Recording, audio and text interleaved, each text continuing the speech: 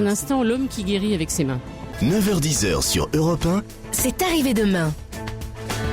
Arlette Chabot. Bonjour Jean-Paul Moreau. Bonjour. Mettez-vous un petit peu plus devant le micro, je pense que ça sera un peu mieux. Si je dis que vous êtes éthiopathe, les auditeurs vont tendre l'oreille parce que beaucoup ne savent pas ne connaissent pas cette pratique. Si je dis que vous êtes celui qui soulage, dit-on, les stars, Delon, Belmondo, Mireille d'Arc, des chefs d'entreprise, des journalistes, jusqu'à Nicolas Sarkozy, même quand il était président de la République, alors là tout le monde est scotché et va écouter évidemment. Alors on prend par le début, l'éthiopathie c'est soigner avec les mains, c'est ça? Non, l'éthiopathie c'est soigner la cause de la maladie que présente le patient. Et quand vous parlez de tous ces gens connus, ce qu'il est important de souligner, c'est que ce sont des gens qui ont une possibilité de soins, une offre de soins totale. Connaissent tous les hôpitaux, tous les grands patrons, ils en ont fait le tour.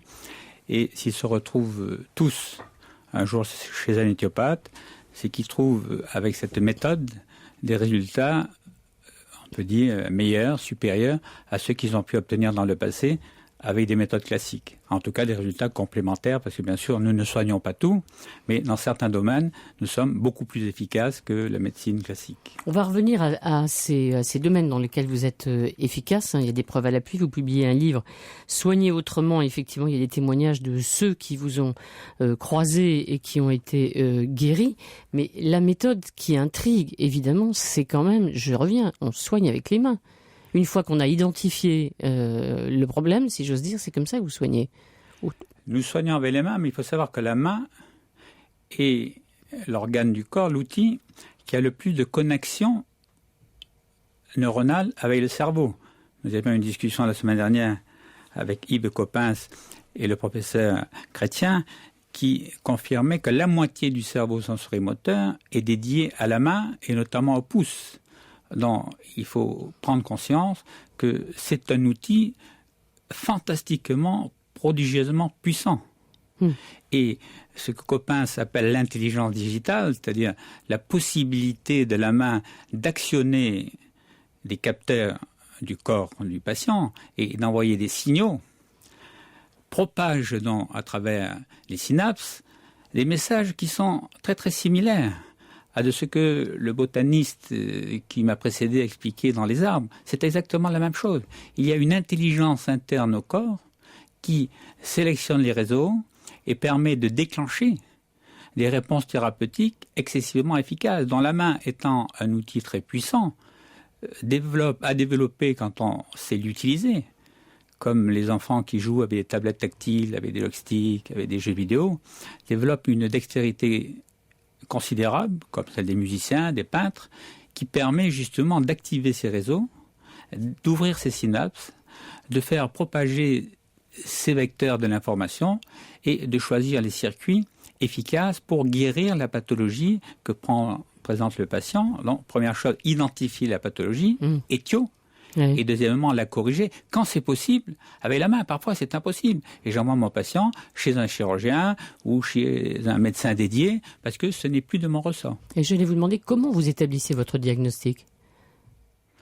Le diagnostic s'établit grâce à la grille éthiopathique, c'est-à-dire grâce à la grille de décodage, ce qu'on appelle les phénomènes directeurs, qui sont essentiellement basé bien sûr sur un interrogatoire soigné, mais également sur la palpation. C'est en touchant le patient que lui-même nous donne les informations. On touche un patient, on l'examine, on a un protocole d'examen qui nous permet, grâce à nos propres capteurs, d'entrer en nous l'information de son problème et ensuite, par un comportement adapté, traiter ce patient et lui permettre de se guérir. C'est pour ça que dans ce livre, je cite une vingtaine de témoignages de patients. Les patients témoignent d'enfants qui sont à 3 mois ou à 15 mois mous au fond d'un couffin et qui, quelques mois après, marchent, quelques mois après, parlent. Et j'en ai un là qui vient d'entrer en petite maternelle alors que les hôpitaux l'avaient donné irrémédiablement perdu. Il y a des maladies et des affections qui sont, j'allais dire, plus favorables ou que vous soignez mieux que d'autres ? Ce sont toutes les affections courantes. J'entends les affections articulaires, les sciatiques, les lumbagos, les blocages d'épaule, de coude. Bon, ça c'est toute la pathologie articulaire. Il y a toute la pathologie digestive. Le contemporain souffre beaucoup de son tube digestif qui part de la bouche, de la voie, l'intestin, l'estomac. Nous avons également des résultats absolument spectaculaires sur l'infertilité féminine. Alors, beaucoup de patientes qui ont tout essayé, qui ont de nombreuses fibres, de nombreuses procréations médicalement assistées, et nous avons, après tous les échecs, des résultats dans les mois qui suivent.